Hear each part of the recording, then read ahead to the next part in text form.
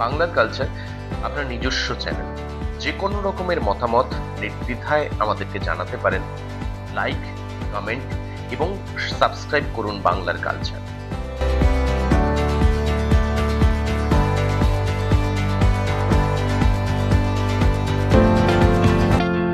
আজকে বলবো বাংলাদেশের কথা।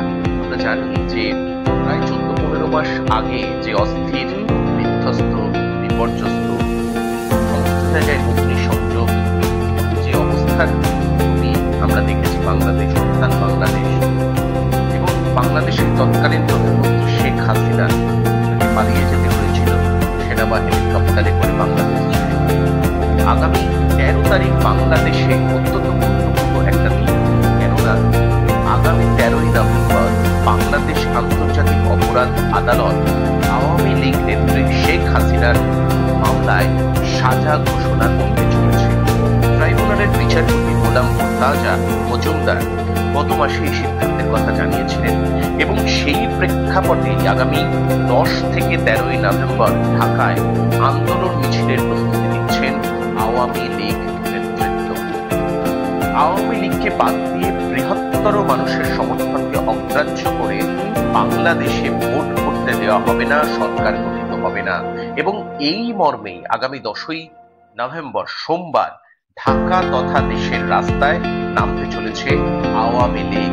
দীর্ঘ প্রায় 14-15 মাস পরে যেভাবে আওয়ামী লীগ সামনে আসছে সেটা কিন্তু বাংলাদেশের রাজনীতিতে ভীষণভাবে তাৎপর্যপূর্ণ এবং গুরুত্বপূর্ণ বলেই মনে করছে রাজনৈতিক মহল।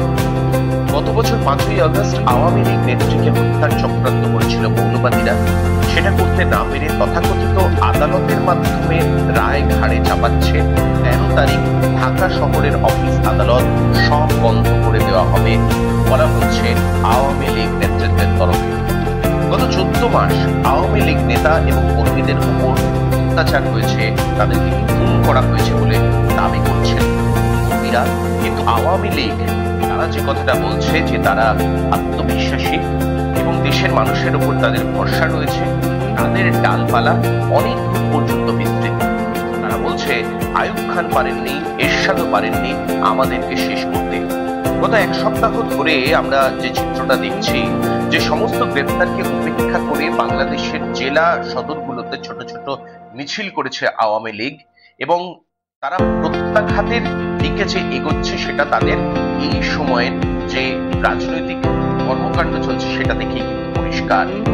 আওয়ামী লীগ নেতৃত্বের বক্তব্য, শেখ হাসিনা তার আশ্রয়স্থল থেকে দলের সমস্ত পর্যায়ের একদম নিচু থেকে উপর পর্যন্ত পর্যায়ে তিনি নির্দেশ দিচ্ছেন এবং সেই নির্দেশ অনুযায়ী কাজ চলছে। উজ্জীবিত করছেন তার দলের নেতৃত্ব কর্মীদেরকে। এমনকি 71-এর যুদ্ধের ধাঁচে তিনি ডাক দিয়েছেন যার যা আছে তাই নিয়ে রাস্তায় ঝাঁপিয়ে পড়তে। এই জায়গায় এই মুহূর্তে বাংলাদেশের রাজনীতি আমাদের চোখ থাকবে। এই রাজনীতি কোন দিকে, কোন পথে এগোবে। দেখতে থাকুন, শুনতে থাকুন বাংলার কালচার।